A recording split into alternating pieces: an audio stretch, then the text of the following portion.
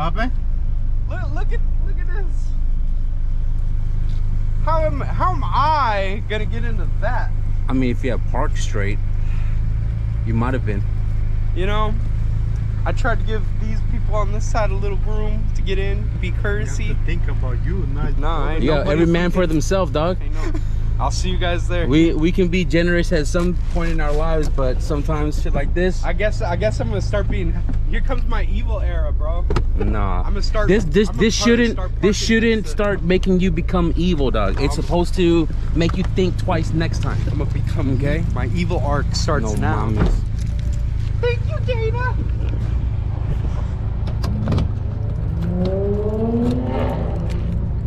All right, guys. Yeah. So Dana's gonna drive the Element to take us to Calero, and then we'll be set to go.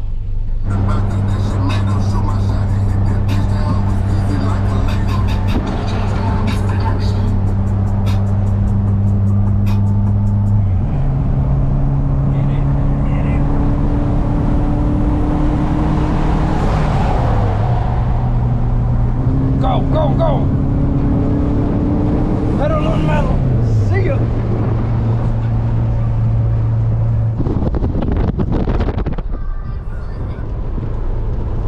Guy got the bait and the hooks, and Dana got the food, so I had to get the parking. Had to do something. Thank you. Have a good one. Bye.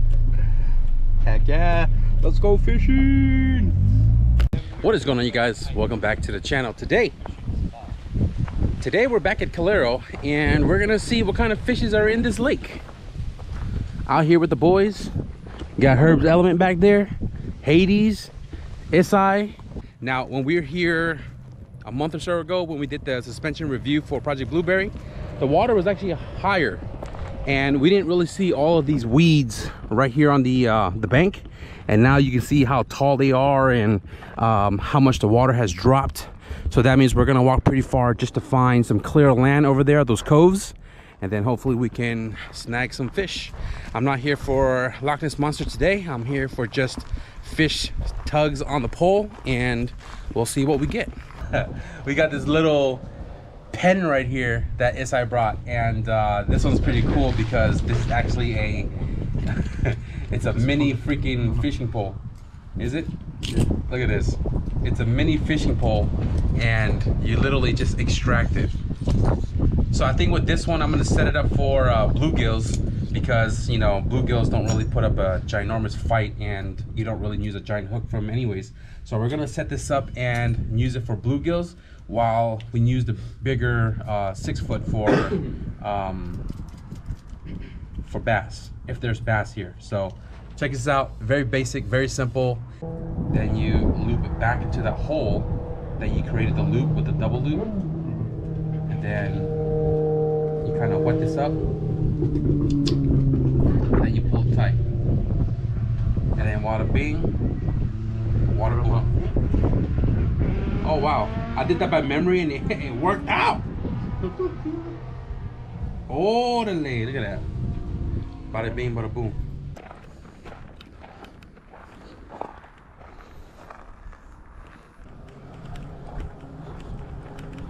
Today is kind of warm. We're sitting at about 92 degrees. Holy cow.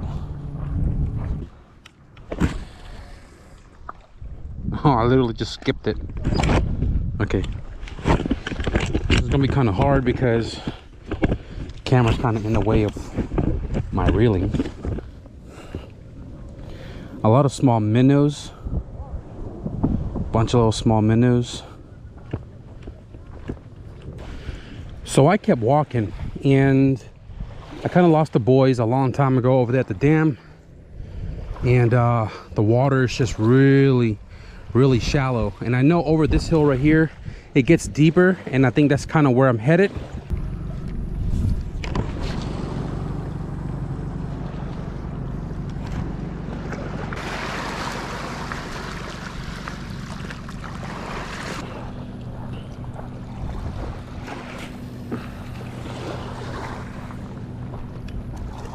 I probably casted this chatterbait like 100 times and it keeps getting snagged in weeds. We're literally on the other side of the lake. Like, it's like caught up to me right there. And literally the other dam is right here. So we're gonna test out this little rod. Look at this thing. Yo, this thing feels like a straight up toy, bro. Okay, let's see if we can toss this thing into the water. Oh shoot, it came right back at me. No mommies. Got caught on my finger. Oh wow, no. Okay, this is definitely really hard to do. So when you throw it, the whole entire reel actually spins with it. That's what I'm noticing. That's why it's so hard to throw. I'm literally throwing the whole entire reel. This thing is so weird, like so weird. Tighten up the drag. Like the water is so shallow even over here, it's crazy. But like this thing's coming apart. Let me see, how do you reel this? So weird.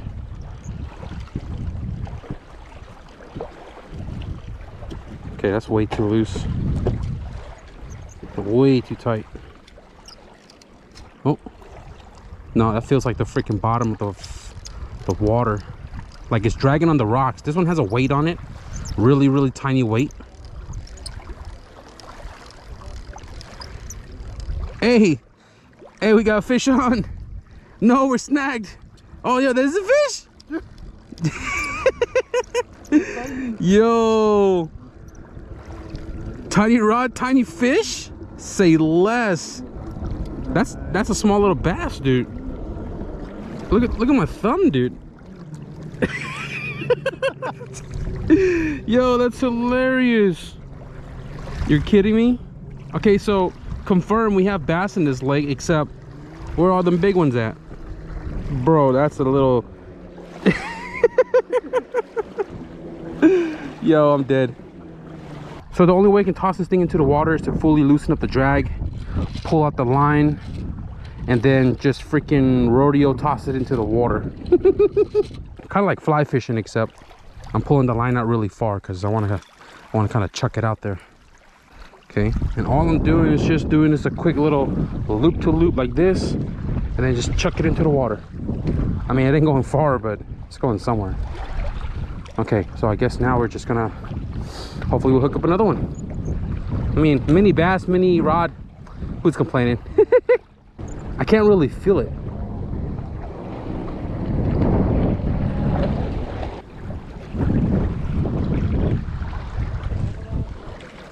Okay, that's a little further. This is actually pretty tiring, dude. Fish on? No, yeah, dude. Another little tiny bass, bro. Look at this. No, wait, this is a bass. This is smaller than the first one. Look at it. Okay, let's see this one. That's a bigger one. That's okay, that's bigger than the one that got the first one. Okay.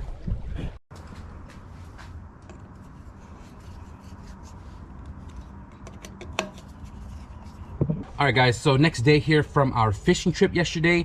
We went fishing with Isai and Herb, and yesterday was Monday, which is Isai's last Monday off. So we figured let's just go hang out by the lake and try to catch some fishes. Now the GoPro did die a little bit early because it was strapped to my chest and the sun was just beaming on it. The battery drained super quickly and I didn't bring my spare battery. So we caught some really small bass. We were kind of like, man, this lake doesn't have any fish at all. And then we were able to catch some smaller ones, which confirmed that there are bass in there, but that was the only thing we caught on the small hook. Now, we weren't really shooting for anything bigger. I was just trying to catch a fish on that small rod and reel, pen rod and reel, and we did just that. So today we're gonna, I think what I'm gonna do is I've already prepped as much as I can on that B20Z. You guys probably seen it in like 2 videos ago. We rebuilt the bottom end, we rebuilt the top end, we assembled the whole entire thing, and we threw whatever we have on it that we have for it. So I think we're gonna be pulling that engine off so we can strap the K24, which is right here on the floor, onto the stand so we can start prepping that for Blueberry.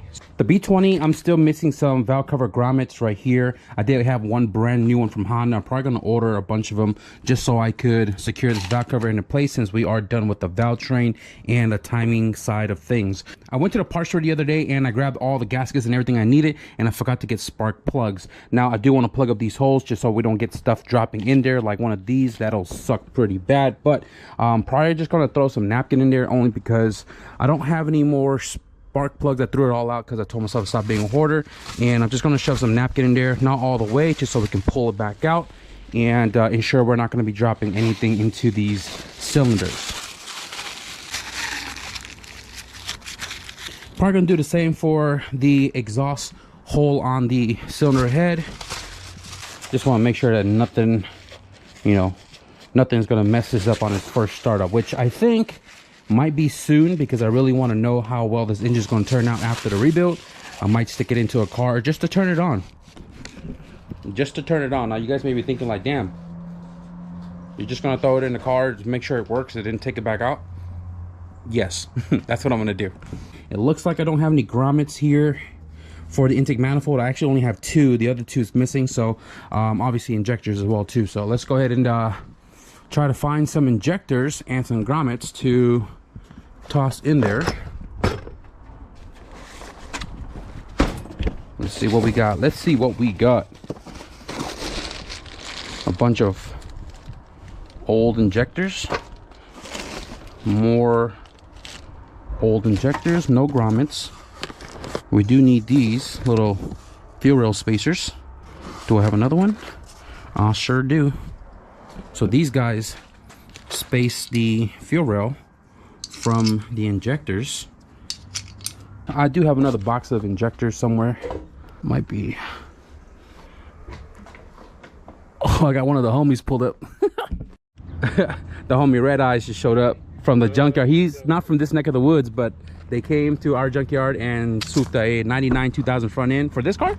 Yeah, for this car. It's for this car. I mean, don't get me wrong, man, the 96 98 front end looks good too, but I mean, you know, everybody are preference to their own thing, and these guys picked up a 99 2000. I always tell people too, man, if you guys ever want to convert front ends, junkyard is your best bet, because you can get OEM parts for the prices, you know, the same as like an aftermarket DOT 99 2000 front end that doesn't fit right, you know what I mean? So yeah, so like even though it ain't like an SI or, you know, whatever, LX, whatever, it doesn't matter. Like the whole entire front end is different. The only thing different, I think, between the SI may be the grill. Yeah, I think that's, yeah, so LX, DX don't matter. 99 2000, the whole front end is the same, as long as like OEM junkyard parts all day. They even got the bumper in the back here, so the only thing they really, oh, you got the grill too. Yeah, we got the grill. Got the grill in the back, so the only thing they need is fenders and headlights. Yeah, which, you know, you can buy them new, no problem. So he's gonna be leaving it here because you live like way up north, and they're definitely not gonna try to drive with the hood strapped down with a freaking blanket. So he's gonna leave it here, come back later this week with your truck, swoop up the front end or whatever. But junkyard parts for the win, dude. What is this? Ah, here we go. Okay, these injectors here were collected from the junkyard and or taken off engines that we upgraded injectors to. So these, I did the DIY YouTube injector cleaning with brake cleaner and got the nice spray patterns out of them. It isn't the correct way to do it because of the voltage and stuff. You can really mess up these injectors. Now, if you need injectors to be clean, you can send it to your boy Nomis Industries, but these are all working injectors. And what I did with these was I put them in my drill and I spun them with a Scotch-Brite, so you can see the body is nice and silver, just to kind of give it that nice cleaner look. They all have O-rings, and apparently they all have these grommet for the intake manifold. So I'm just going to use this set here. I do have 2 set right there. These are OBD1 plugs as well too. I'm going to get these injectors installed on the rail before putting it on, and you don't want to just jam it in there. You have to lubricate it and then just kind of twist it into place, and this will allow you to see the O-ring not bulging out, because that's how you you tear them. And this one is kind of backwards. Get that fourth one on here.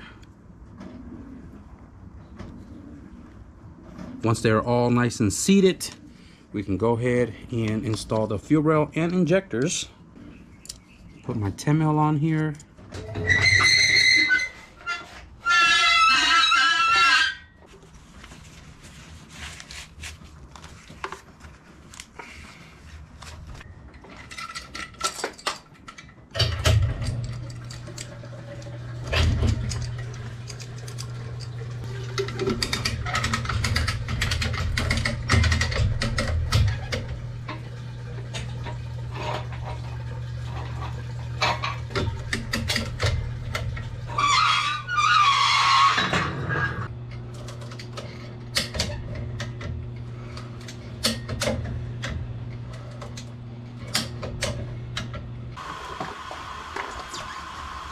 I'm gonna have to drop the 24 off my dolly so I can use it on the B20.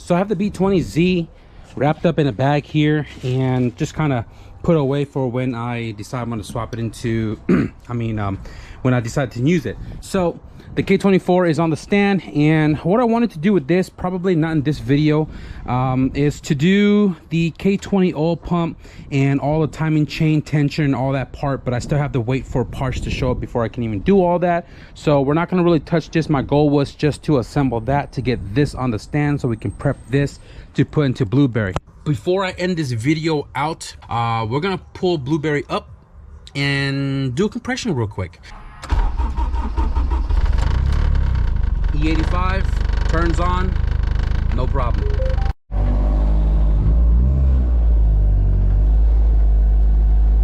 There's a whole ass fire going on over there. What's new?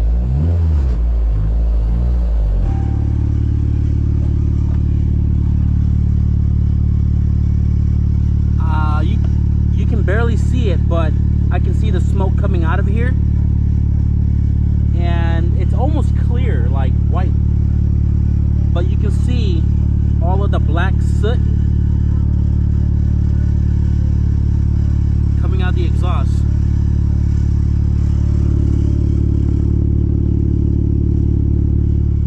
It's been about maybe almost 2 weeks that I've driven this car.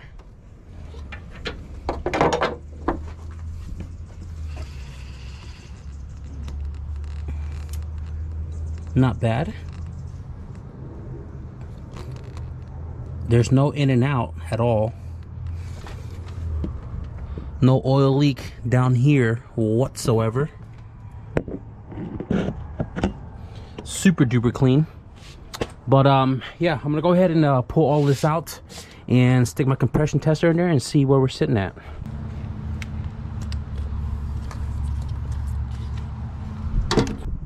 Not too shabby. Now if this thing was burning oil, like, I would assume this thing would be like all charred up, but it came out looking really clean.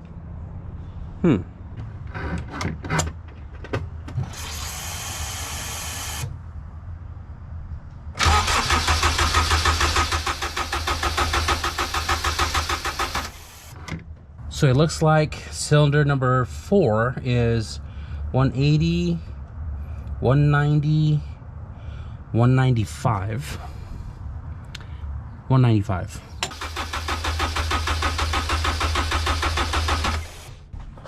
Cylinder number 3, 80, under 190, 185, 190.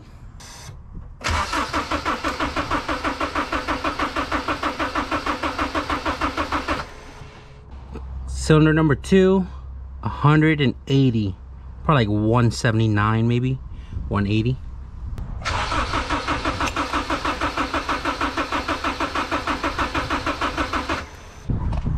Cylinder number 1, 190.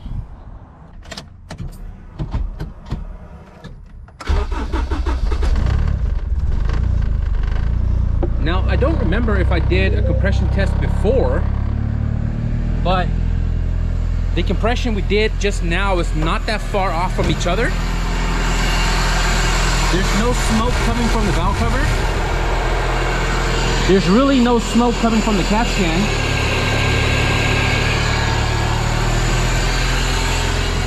And it's just weird because some days it'll puff out some smoke, and then some days it wouldn't even do it at all.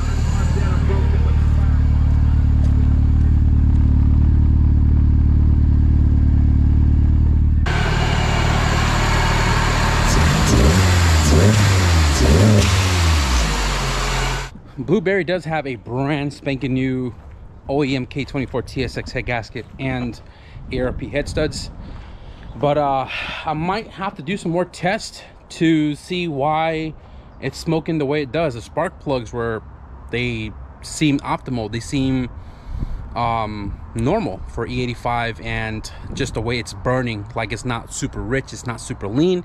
And again, the AFR looks good when I'm, you know, stabbing it and stuff. It still makes 18 pounds of boost. It still pulls really hard, but the smoke is like very bothering, because the wagon, we had that same smoking issue where this car would freight like a train, but it runs tops. And then when we pulled the engine out, it turned out that it had cracked ring lands in cylinder number 2.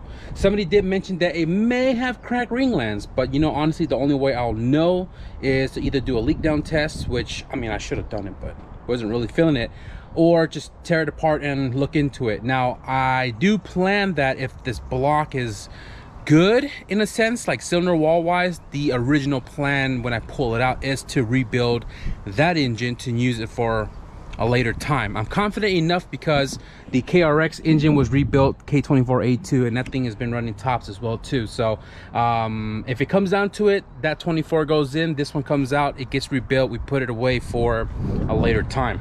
Before we cap this video out, I'm gonna open up this valve cover because I want to see what's going on inside of this.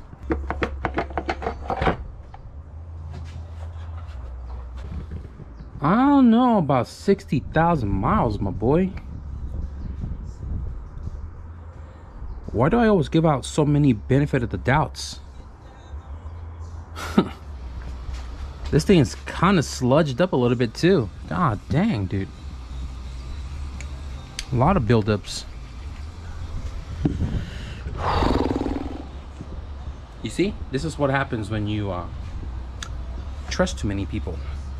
Look at this. Look at this. What the hell is that? Bro.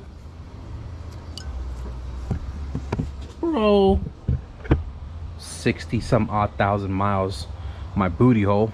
Well, I guess we're back to kind of square one. The only way we'll really know anything with that K24 is to tear it down. Okay, so I think I've came down to a conclusion, although I've already had this concluded beforehand.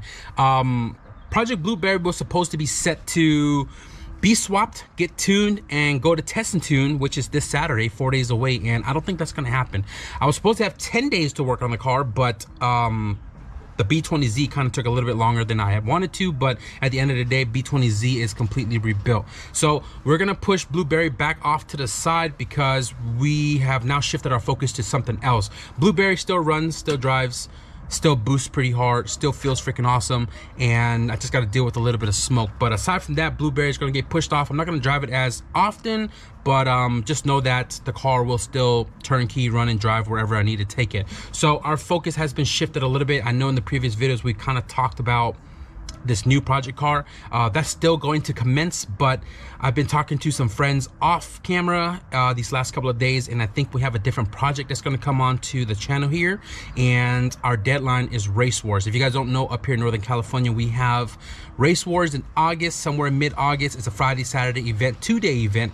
The goal now is to get my friend's car done here in the garage so he can throw it on the dyno and make some numbers, and he offered me to drive it at the event. So not entirely sure if I'm going to bring my own car, maybe my own car for test and tune on a Friday, and then race this car if we finish it on Saturday. So we're not fully set in stone just yet. We're still kind of working out all the kinks and everything we're going to need, and to ensure that I can take on the job and finish the job. So maybe, possibly, I'm not going to guarantee it, you might expect some new bubble content on the channel. If you guys know, you guys know. This new project car I've been talking about in the last couple of videos is probably going to get pushed back as well too, until this new car that comes in goes out, and then we'll bring the other one home, and then the one after that. I'm giving you guys too much information, but just know that